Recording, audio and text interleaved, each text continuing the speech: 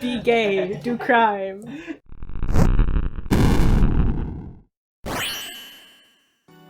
I don't think I considered myself a gamer for a long time because a lot of the games that I played weren't like the World of Warcraft or the big MMOs. But I've been playing games for a while, and Nintendogs was that very first one for me.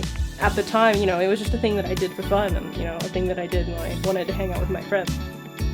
In terms of identities, it's always interesting to me because I always have heard people say, oh, well, you should tell your story, or you should tell the story about your identity. And I've always been a little bit shy about talking about, you know, my personal story.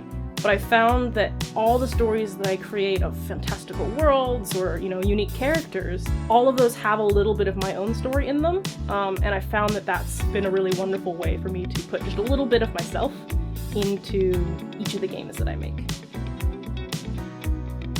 We're starting to see more diversity in characters and in the narrative, and that's really good to see.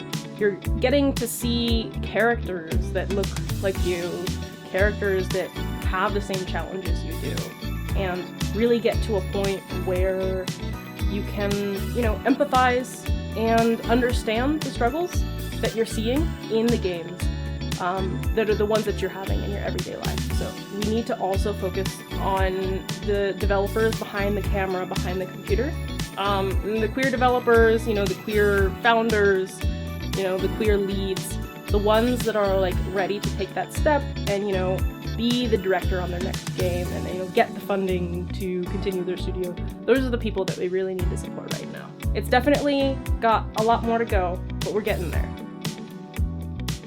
I think there was a tea party at GDC one year. I like tea. I like parties. And I went there not really expecting to find the gay community, though maybe in hindsight I should have expected a little bit more of the gay community.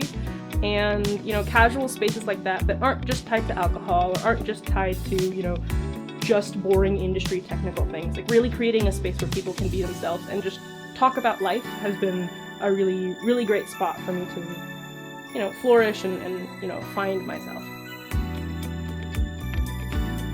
There's always been, like, whisper networks, right? There's always been a friend of a friend says, oh yeah, don't go to that party, or oh, don't, you know, engage with such and such as a client.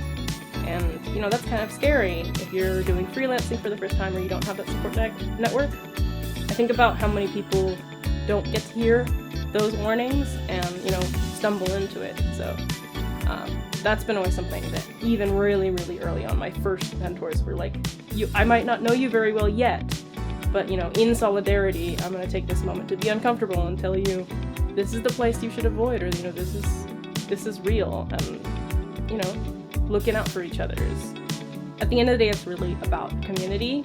And, you know, when you feel alone and when you feel like you don't have that support system, it can be really disenfranchising, and it can also just be really disheartening.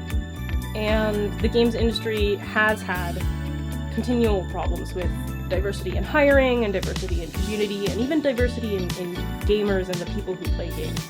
But being able to make that space and be proud of who you are, you know, every day, being open about that and sharing that with the people that you make games with or the people that you play with is how you build that community, sort of one step at a time.